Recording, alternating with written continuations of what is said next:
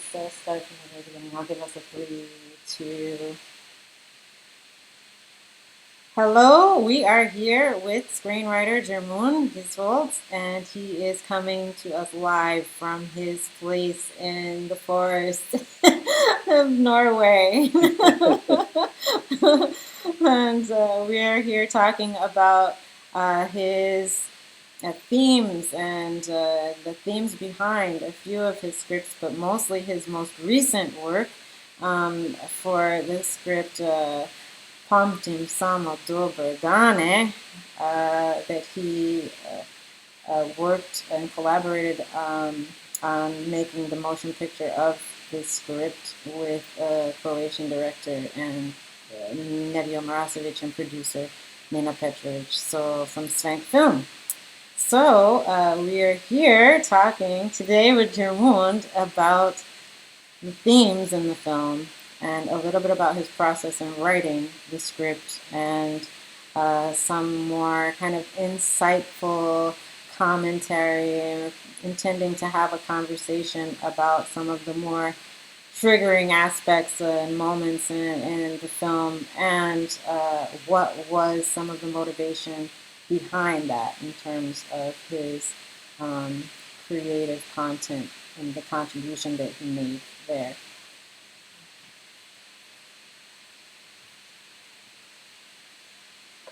All right, I know that already we've had this discussion between ourselves, okay?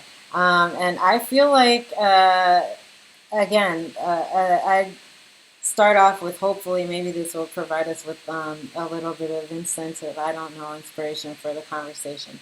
But like my, as a viewer, the kind of characters in the film and the things that I felt and thought about the film that kind of stayed with me the most walking out of the theater. And so I told Raymond already that the character that I really related with and just kind of his energy just kind of carried me through, the film and the rough moments of the film that were like really hard was the Mika character. And what I really resonated with about him was this like that he just seemed to be the heart and soul of the film, like that he had carried the message of hope, he carried the message of giving support and receiving support, and how important that is when we are going through trying times, and also that he seemed to have this energy of he had embodied this energy of the importance of service. Like he talked about how service was something that he wanted to do, and there was a moment in the film, like when his father was like, "What?" And I'm like, service, like you want people to serve you. You know what I mean? Like you don't want to be a waiter, like, and that really was something that in one way resonated with me as a positive thing, and in another way resonated with me as like the bane of my existence. So like there was just a lot in that character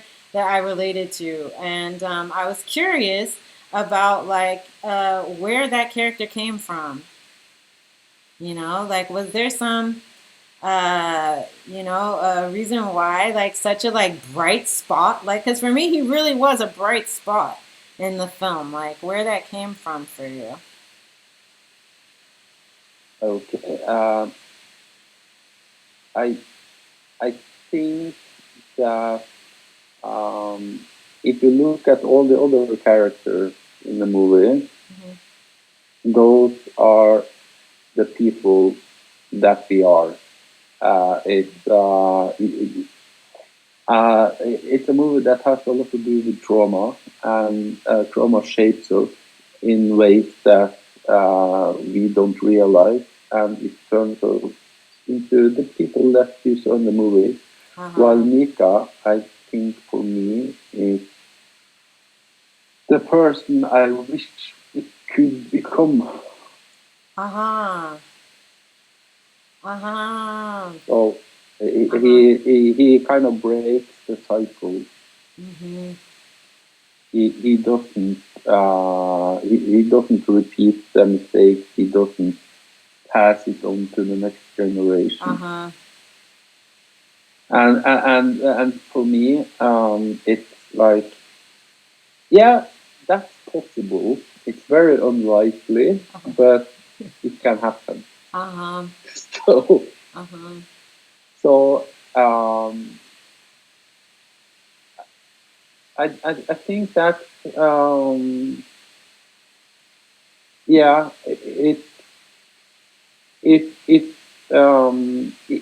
if I should say something about Mika and what he means for me, Uh-huh. it's I wish that I could have those reactions Mm-hmm. when things happen in my life, and because then I could have become more like him instead of being more like other people. I mean, but what I feel like is really important about the film is the fact that we can all relate to being that like person who made the wrong move, who made the wrong call, who did the hurtful thing. Like, like in each of our lives, like we've both played, I would say, like the villain and the victim, like depending on what the situation was. And that's what I feel like was so relatable. Like that there was something that. That I feel like I could relate to, even with the character who was, like I was telling you about it when he's talking about, and again, it was with Mika when he was talking about when he made, in life how we make a bad decision or we do the wrong thing and then we do the wrong thing again and then we do the wrong thing again and then we die. You know what I'm saying? Yeah, It's like, I mean, I know I've had, those moments where I feel like I've like just, like even when I'm aware that I'm doing something that I would like not to be doing at that moment, like I just can't stop myself. And yeah, that, I mean, that whole phenomena, and of like of each of us kind of being the villain of our own story, or or the hero of our own story, and that being up to us, kind of, goes a lot into the conversation we were also having, at the direction of conversation when we were talking about free will, you know, and how much of what decisions we make and behaviors that we uh, act out, how much of that is actually of our own intent and conscious decision making, and how much of that is a result of physiology, our biochemistry, our the results of how we have been wired because of programming, how we program around traumatic experiences that we've had as people, and this. And so it's like watching this character go through that. It's like you can see on the screen. It's like it was very, in one way, challenging as a viewer, and then another way, it's like you feel like the anger and the embarrassment because we've all been there. You know what I'm saying? We've all like you know of our own villainy. You know what I mean? We kind of create, set ourselves up to be the yeah. villain, and then we like become the victim of that villainy ourselves. Not just the people around us. That's a kind of hard conversation to have with yourself, because we prefer to view ourselves as the main character in the movie about ourselves. We're the hero. Uh We huh. if we did a bad thing, it's because someone else provoked us to do it. Hmm. If shit happens, it's because of something outside of ourselves. You know, um, it's that whole thing you said about what drives us, and um, and I have had that conversation with myself, and it's a very uncomfortable conversation because you have to look at I have to look at my own actions, which to some degree resemble some of the actions in the movie by the main character, and and And I have to ask myself, yeah, was that because you're the hero? No, it's because you were a fucking bastard that in that situation. And but why did I do those things? Uh-huh. And then I have to look even further back, and then I have to look at the things that programmed me and shaped me, and made it natural for me to feel like that in that certain situation. Okay. And some of that are things I kind of wasn't as aware of 6 years ago when I wrote it that I am now. So now for me the movie is a part of a conversation that I'm having with myself when it comes to yeah. Do I have free will? Uh-huh. No, but really, it's It's, like it's such an interesting thing to think about, like the extent to which any of us have free will, considering, all of these influences on us.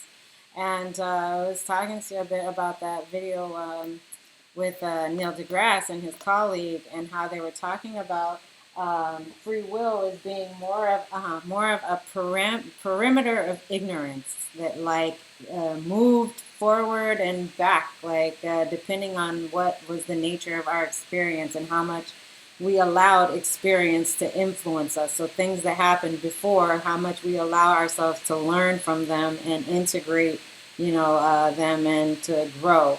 And this is something that I feel like um, is the challenge of all of us, and that's, I feel like, what's so relatable with the film. It's like you can kind of, you know, like I really when I saw like him, like this main character, uh, like when the attorney comes in and he like has the paper and he's like, even after his daughter died, his daughter's death, he's fucking with his son and his father's relationship, and I was like, why? You know what I mean? He gets so mad, like, you know what I mean? Like now he knows better. Why is he still doing this? Kind of thing. Um, and it's really like, it really is. It really becomes this question of how much we, I believe, allow ourselves to be and kind of to be moldable. I feel like sometimes we do just feel like, fuck it, like, this is who I am, this perspective of this is just who I am. But then it's like the question is it really? Or is it that all of these other things that we're saying are taking away free will, like the biochemistry, like the, reactions to the traumatic experiences that have programmed us, into behaving a certain way? Like, or is it all of that stuff that's acting out this kind of like villainy or this, you know what I mean? So like that we're not even participating in.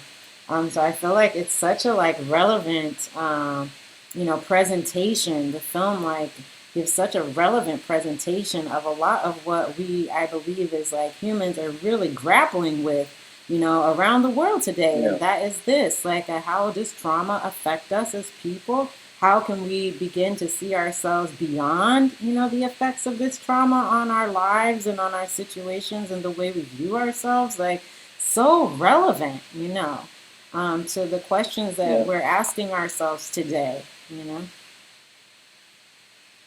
yeah. And it's like we talked about earlier. When I wrote a movie 6 years ago, I was under the impression that I was the way I was, despite of my experiences growing up. And it's just recently that I have started learning that I am the way I am because of my experiences. And that is, yeah, that's like taking a cold shower. Yeah. It's but then again, there's a healing process. Hmm. It it it is possible to escape that programming, and I think that maybe on a kind of subconscious level, during the process that I was writing the movie. That whole movie is the main character conversation with himself about the actions that he has been taking throughout his life. Because I am kind of like in the middle of that conversation with myself about all the actions that I have taken, which I hope that the result of that conversation is that I will be able to take other actions later. Because I have some healing to do, and a lot of people have some healing to do. And I think that the main character in the movie never had that conversation, but he was lucky enough to have that conversation, which the movie is. So he was forced to look at the truth behind the kind of instinctive programmed reactions that he had. And so he was lucky enough to also to like that last conversation where the young couple are dancing to the song, which is the same couple that's in the first date, but it's also the same couple talking about their whole life together. And he was lucky enough to receive that from her. So I think that he went through his uncomfortable conversation and his healing throughout that movie. As sadly, he didn't have the rest of his life to go back through because he was dead. Right. But it's like it's never too late. That's true. Like, I mean, I feel like that is, I was just, we were also talking about this kind of, the nature of existence and life itself. And I was mentioning this guy, Matias Stefano, he is like, who is a guy who talks about how he remembers all of his lifetimes and how he is able to, through that perspective, talk about what is the true like purpose of human beings existing in 3D reality and having these separate lifetimes where and the illusion of separateness in general, that we're not all one organism, whereas actually we do function as a connected unit, and like all of these things, and like how I really can appreciate this perspective and the kind of conversation that he's bringing to to our day and time, that kind of like helps us even put the human experience in the context of like the universal, in the context of a universal kind of experiment, kind of multi-dimensional, a multi-dimensional kind of expression, of what of one aspect of life itself, and how each of us kind of is a unique like frequency of that expression. It's very interesting to think about like what is truly, what could the different perspectives on what could our humanity actually be, the purpose of it, or the what, and it seems like, and from him, he's just saying it's really just that, to experience and to gain the insight that we gain from the experience, that there's no right or wrong, that there's no good or bad. It's all about experience, and how that informs us, as beings. And I think that that's a really interesting, interesting take on things. And I feel like from that perspective, then story becomes extremely important. Like hearing your story, understanding how your story is impacting the story that you're telling, understanding how then I can relate to that story because of my story, and like how this kind of interweaving, I really love film as like a kind of method of storytelling, and of course the Yeah, script, and like it's amazing to me how a script can allow that to come to life, like it's to me fascinating, you know. It's really. yeah, yeah. I think that uh,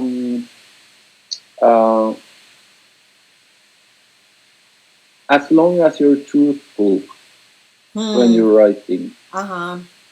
then people will be able to recognize that Hmm. in something within themselves. So I mean, the situations they vary. Like there are a lot of things in that movie that has nothing to do with the lives of so many in the audience, Uh-huh. but the emotions and the transgressions and the reactions and how that affects the characters in the movie is something a lot of people can recognize in their own lives, and then it kind of there's a truth in it that speaks to the audience. Uh-huh. Uh, that is that is my goal when I'm writing. I'm trying to be truthful. Hmm. So, and if people were watching the movie and thinking, "The fuck is this?" then I failed to be truthful. Hmm. But if they have the emotional reaction that I had writing it, then because it was then I succeeded in being truthful because it was a very hard film to write. Really. It's yeah, Hmm. it kind of broke me on several places, Mm. which is a part of the process. And then you fuck yourself up for a while, and then you have to kind of find your way back to normal reality. Uh-huh. uh, because I mean, it's not a fun movie. It's Hmm. not about sunshine and rainbow. It's about a man who, like so many other, made a lot of missteps in his life, but he also made one big mistake. And the movie explores the consequences of that and how everybody is affected and how their lives are affected. And sometimes people take those missteps and things have big consequences in their lives. And sometimes people take those missteps, but they are lucky enough not to have the consequences. So, for my part, I was in a similar situation as the main character in the movie, but I was lucky enough that neither me or people around me suffered the same consequences. And so for me, it was kind of like looking at myself and realizing and kind of accepting that, yeah, you can be a bastard. Hmm. Hmm. So let's let's see what kind of punishment you could have received here, so that maybe you can learn to be better. And yeah, Yeah. I mean, that is, I feel, also a big part of it, like it is of growth is kind of recognizing. I mean, all of us can be bastards. Like it's part of, we can all be selfish, we can all be, greedy. Even some people who consider themselves to be very nice and empathetic. There are very selfish reasons behind them being nice and empathetic, or it's just a trauma response from them that they're this type of person. You know what I mean? It Yeah. isn't authentic to them, by nature or whatever to be that way. And so, like, understanding and accepting, ourselves as imperfect and like as people who, as beings that are flawed and like that won't always make that correct step. But that, like, what I liked about like certain theme in the film also was like this again, the support, like being like, okay, having these certain people or these certain things, you know what I mean, that do like somehow help us when we are in the wrong, they're still there. Like, or when something really crazy and fucked up happens that we don't, you know what I mean, and we don't know how, we can cope with, or sometimes we might not even let ourselves. Like that was something else that happened in the film that I thought was funny. It was like when Mika was like, "Oh yeah, my wife, died," and then I'm calling people and I'm telling them, like that she died and whatever, and then I like start to get pissed because like no one is supporting me, no one is, and then the guy, his grandpa's like, "Yo, but in your dream, did you call me?" And he's like, "No," and then he's like, "Yeah, but." And then the other one's like, did he call you? Did you call him? And he's like, no. He's like, yeah, well, dude, I would have supported you. You know what I mean? Your dream didn't let you call me, like your dream didn't let. And to me, I was like, wow, I was like, fuck, like that's really, sometimes it's like, we're our own worst enemy. We are our own, the biggest villain, the biggest villain who creates the biggest victim. You know what I mean? We're the biggest villain and the biggest victim, of our own villainy, at the same time. Yeah. Um, and just having, I guess, a bit of like understanding for ourselves and each other because that is, that's where we're at, and all of us can be, selfish bastards at one point. And sometimes, who knows, maybe sometimes that's what we even need to be to learn how to be better, at some later point down the road. Like you said, sometimes, um, you can avoid the consequence, but you still have some remnant of the experience. And the experience is the thing that can allow you to grow if you let yourself, you know. Yeah. Um, yeah. Um, yeah. That like empathy for yourself is like I think is such a big thing, and like you know, and this kind of not belief, but like the hope, that like we can turn a corner and do something differently, you know, do something Yeah. differently. Hmm. Yeah, I think like the thing about having empathy for yourself, Hmm. like yeah, yes, and I think it can be difficult to have empathy for yourself without looking at everyone else like it's their fault for me. That's Like right. you have to have the empathy that includes that. Yeah, you're also not the best person every time, Hmm. and yeah. Um, but like I said earlier, like I'm learning things about myself Uh-huh. now. It's a process that I would have loved to be able to have that process like 30 years ago. Hmm. But I'm having it now. I don't know where it ends, but yeah, I hope that I'm gonna be a kind of less of a bastard than I have been before. I love hearing the word hope so much. Like I feel like that's because I remember when we met and you were quite the nihilist. I remember that. I remember that. Oh yeah. So to me, it's like really I don't want to say heartwarming, but but it is kind of. I don't know. To like, Yeah. be able to witness you growing in this way, like, and having this yeah, a bit more kindness and for yourself, like. and it, it's interesting that you mentioned that because I think I was writing that movie at the time, and um, and Maybe, it yeah. so sometimes uh, the way we are shape what we create artistically, Uh-huh. but sometimes also the artistic process shapes us. So because Uh-huh.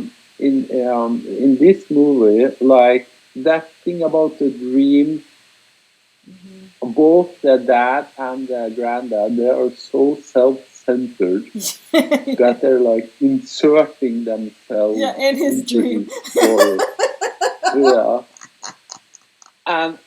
and you know, um, and when you're in the middle of this really intense creative process, you also become those people that you're writing about. Hmm. So yeah, so I think it's a mix of different things, but yes, I know that I developed a very nihilistic view. Like maybe it started maybe about 10 years ago, Uh-huh.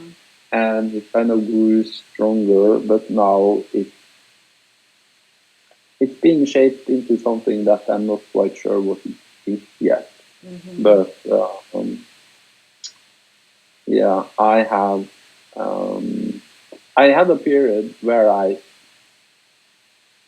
I think I embraced a lot of the behaviors that you can see from some of the characters in this movie, while I now have taken a conscious choice to go in another direction. Um, but yeah, for me, it was I put a lot of myself in this movie. Like that dream he was telling about, I had that dream. Really? It was Yeah, it was horrible waking up from it because I was totally devastated. Uh-huh. And someone said recently that the things that you experience in dreams, they are true. If someone you care about die in a dream, that feeling of loss, that grief that you wake Uh-huh. up with, it's real. It's real. It, it, okay, you dreamed it, but it actually happened to Yeah. you. Yeah, yeah. And I have in my life, I have had days where I wake up from those kinds of dreams, and I know that this day is tough. I can't do anything today because Uh-huh. I'm losing or I'm Uh-huh. fucked up some other way. And Uh-huh. sometimes I wake up from dreams like that. I'm like, no, I can't get up now. I have to go back in and dream something else so that I can wake up again and be different. Uh-huh. Oh my gosh. Uh-huh. No, but they do. They say. I mean, I've heard this also. I don't know if I've read it or I watched it or something, but yeah, that it is an experience. It's something that we experience. They say even our imagination, like the brain doesn't know the difference. Like, if something we Yeah, like really deeply imagine, what I mean. So of course, like our yeah, dreams. Yeah, yeah. That our yeah, brain it experiences it. Like so, that's in our physiology someplace. Imagine every dream we've had is stuck somewhere in our body. Like they say, what is there's that book, The Body Keeps the Score or whatever. Have you heard of this? yeah, Um, so like, yeah, somewhere in our body is the scorekeeping of every dream. Imagine every nightmare we've ever had, every like, oh, you yeah, know, horrible like imagined thought that we've imagined. Like, yeah. it's like Yeah, amazing. and when writing this movie, I was lucky enough to be able to just kind of dive into it Mm-hmm. and just dig deep into myself Uh and huh. see what comes out. And like me and you talked about the whole thing. write what you know. When I do that, I write about the things I know about kind of like human emotions and experience.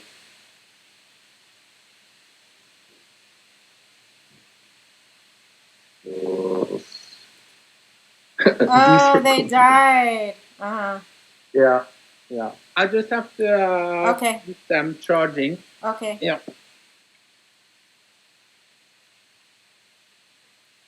I mean, look.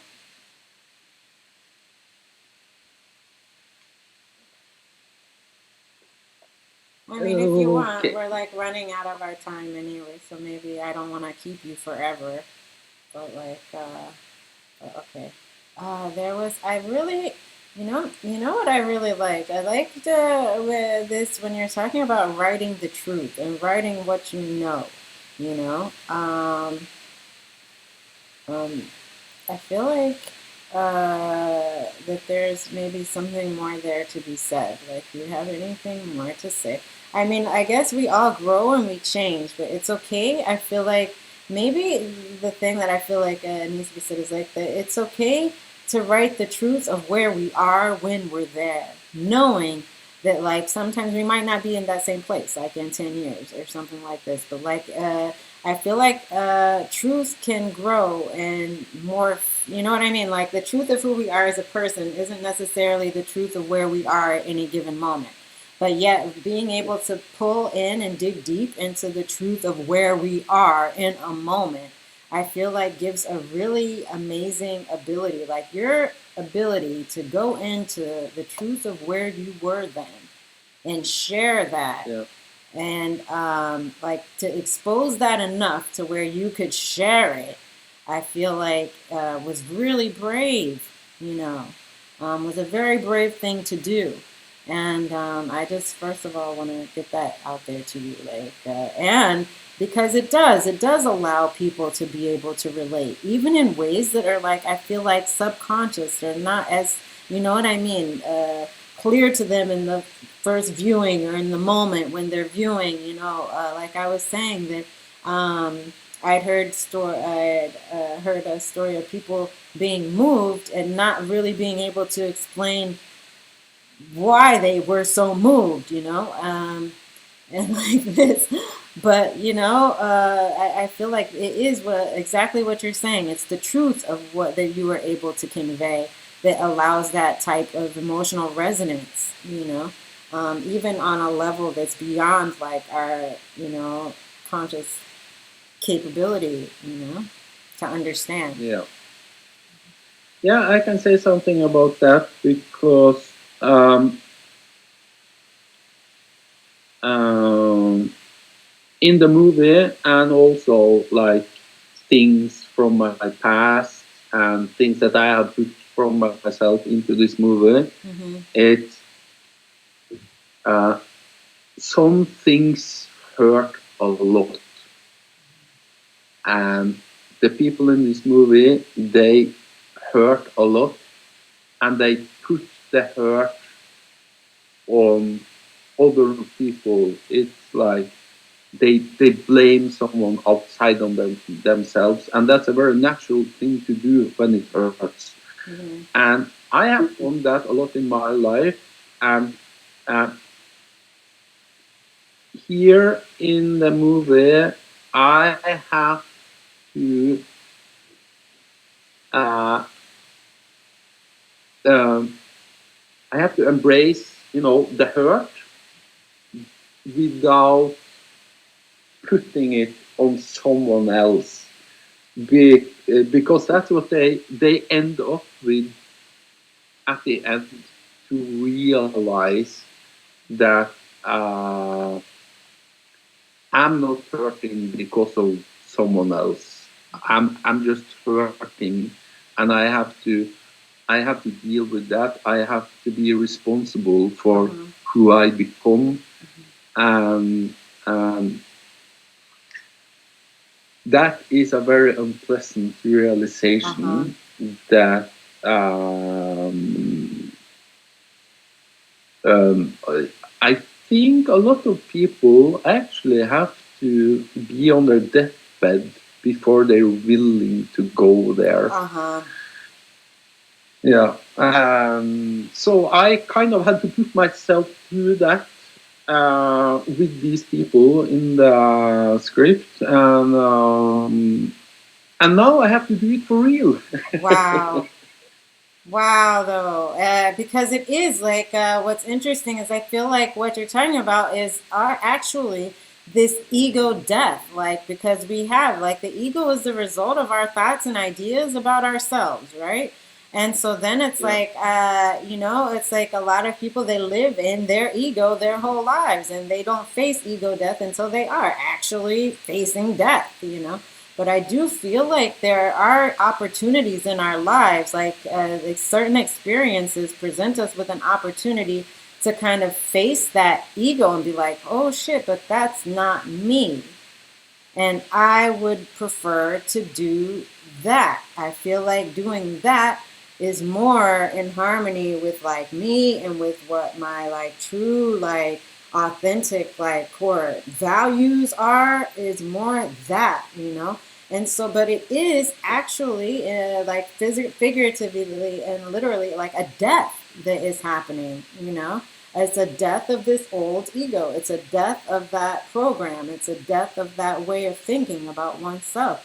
Maybe this is also when people talk about that whole, like, 'cause now I'm starting to think that, like, have this realization kind of when people are talking about the dark night of the soul or whatever, that, like, that is perhaps this beginning of realizing, hold on, of that fight to do the different, to do different, to actually be authentic, to not be the program self, the traumatized, the product of the traumatized, the lying self, like the product of the, biochemistry of our brain self, like, you know what I mean? Like, and to start doing differently. I feel like is that kind of it is a very I think difficult thing, and I think anyone who goes through that growth in the course of their life, and like lives, you know what I mean, to through it, should really be applauded. So bravo. No, but really, like because it is, I feel like the hard work of living. That's the hard work of living. We can always distract ourselves with the things that like kind of feed that ego until it actually dies. You know what I mean? Like we can distract ourselves with this, with that, with whatever poison we choose. You know what I'm saying? Whatever suits us we like best. But to dig in and say, and be like, oh, that's just the way I am, is I'm a ball of fucking mess, you know what I mean? And I'm just going to wreak havoc on shit while I'm here, you know what I mean? Because that's who I am. I'm just made like that, you know what I mean? When that's actually something that we are actually choosing to do with every experience that confronts us and gives us an opportunity to do something different, and we choose not to, or we don't do it. And we don't do the work that would allow us to do something differently. And so, like, I feel like that's like something that if you do experience and come out on the other side of it and keep moving forward, with that, I feel like that's something that should truly be applauded. It's like that's what I feel like the true mark of success as a human being on earth is doing that doing something a bit different. I'm not saying we drastically become, but I mean, like, that is everything. I feel like allowing ourselves to experience something a little different, allowing the people around us to experience something different, you know what I mean? From us is like, that's that, you know? Um, yeah. Yeah, I have to say that to be able to have this kind of conversation Mm-hmm. after you're watching the movie, Yeah. it's for me it's marvelous. But at the same time, the thing we're talking about now, none of that were kind of conscious decisions that I was making when I was writing it. So for me, this conversation is it's kind of like trying to understand what I wrote 6 years later, Uh-huh. and uh, and as I was saying earlier, also because I go into this very intense creative process, and every time I have done that, I have this kind of I'm balancing between being in the flow and coming near that psychosis state that you risk entering if you're not careful. So having this kind of tiny small mental breakdowns during the process and things like that, and it's um, yeah, like I said earlier, I don't think I channeled something, but something happens that that starts steering the process, steering the script somewhere, where the characters take me somewhere instead of me taking them somewhere. And so maybe on a subconscious level, I was writing about things I was clueless about until now. No, I mean, it seems like, but that's maybe what happens when you write your truth. That the truth of what you were experiencing, all you did was, it seems like you really put that somehow, which is to me like that's pure, like also amazing, you know, that you're able to access that, you know, something so visceral and honest, you know, and you were able to do that, you know, because that's what it would take in order to unconsciously, in a way, kind of write this through, you know, it's like being in touch with something deep within yourself, the truth of like what your experience was, and being so honest about what you were experiencing, you know, that you were able to share that and convey that and transmit that, you know, to the page. And like, and sure, I mean, like, I can totally get that, you know, I'm sure it will take a lifetime to unpack, you know what I mean, what, you know, was happening there. And like, I mean, I'm still like, when I watch it, that's what to me makes it art and makes it great art, is the fact that, like, you know, we can all learn something, you know, we're all learning something, you know, and I mean, from it, like, and from having experienced it, I've learned like a lot. I'm learning right now. Also, like you're saying, this conversation, having this conversation is amazing. Like, you know, I've had realizations in every conversation we've had about this so far. In every conversation I've had about this so far. So, like, to me, that is like the hallmark of great art, you know. And like I'm saying, you guys really were able to do something special here. Like, you know. Yeah, I'm very proud of this movie. I'm so glad to hear you say that. Yeah, yeah. I think that everything that I wrote and how it turned out as a movie, it's and I have to say it because that was one of the rare things with my collaborations with Nevio is that you're working with someone who understands you. So what you write in, they have an immediate understanding of it, and that's why the movie is the way that it is now, because of that. And I think that for two people to be able to work together and have that kind of understanding of each other, it's not something that happens a lot. Yeah, yeah, it seems very rare. Yeah. Yeah. Yeah, I was saying like that usually when like it's these when I have these big long kind of, you know, realizations and like this about films, it's, you know, like having the director, it's when the director is the writer, and so you have the director kind of being more vocal about the themes and how they came across the themes and how they expressed the themes in the film.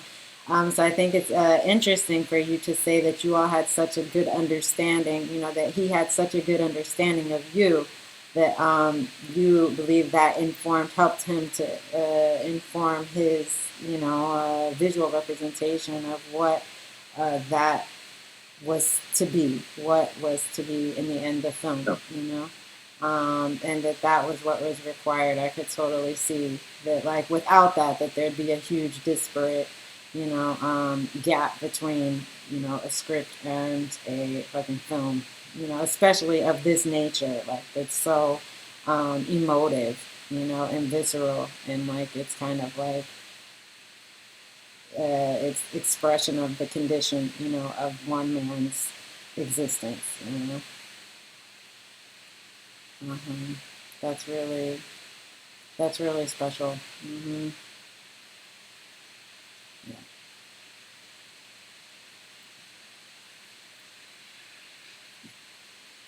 Okay, all right. Yeah. So what do you say? Should we wrap it up? I think we should wrap it up now. Is there something else you want to Yeah. share? Is there something that we spoke about that we didn't touch on in this last part? I mean, in this part that we're recording. I have no idea. Me either, but I feel like we covered a lot. I feel like we covered a lot, and we covered a lot of stuff that even we didn't really talk Yeah. about before. In the end, towards the end there, and I'm like just really thankful that you sat down and you agreed to have this conversation. It really helps me, like because I was telling you before, like isn't this type of dialogue about the film happening in so much over here. Maybe in some people's homes, maybe you know what I mean. But like not like in the media or in the press, or you know, it's not, you know, something that, you know, I've overheard in a coffee shop and I could join and be like, oh my god, but I thought this and that or whatever. And so like it's also really, I'm really appreciating you giving me the opportunity to have this conversation with you. And then also to even share it to others who maybe now I will hear some conversations in a coffee shop. Oh, because of the video. Yeah. I also appreciate very much to be able to talk about this, you know, because I'm usually just in my head. Uh-huh. Mm-hmm. Yeah. Okay. Well, I think we can call it a wrap for today. So we Yeah. will, and I think this will be really great for a lot of people also. So Yeah. yeah, yeah. All right. So well done us. Okay. Well Yeah. done us. Okay, All right. and let's okay, so you sent me the script, and I don't know, maybe take a look and send questions, because then like how should I do that? I don't even know how I will do that. Maybe maybe I'll just maybe it will be obvious to me now that we've had this conversation, and maybe I'll be able to like parse some things out on my own, like, oh, okay, yes, this section is like relating to this and that. And maybe I'll even Yeah. make like maybe an emotional map of the film like that. And then, Yeah. yeah, like the emotional journey of the film, like, and then like kind of, then like do like a storytelling map, you know. Yeah. Uh-huh, Yeah. maybe. I think maybe Yeah. that's what I'll do. As you will see when you read the script, Uh-huh. it is kind of separate